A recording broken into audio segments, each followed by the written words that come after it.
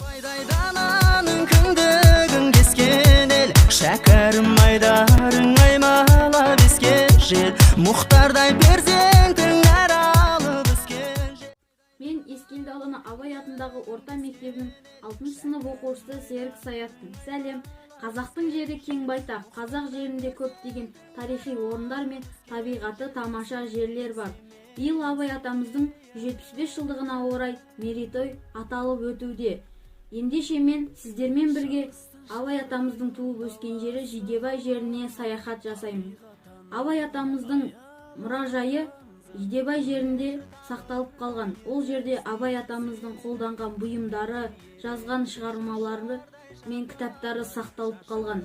Карантин режимі аяқталса, мен отбасымен бірге Семей қаласына барамын.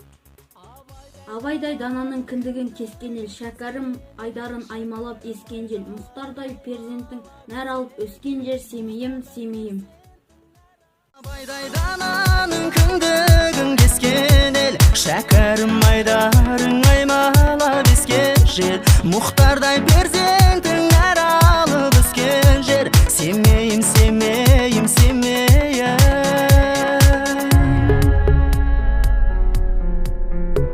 Шығыстың шырайлы даласы ғаламат, табиғат ананы аяла адамзат. Көре бір тамырда ертісті өзені, күні де ерекше шашардай шапағат, шашардай шапағат.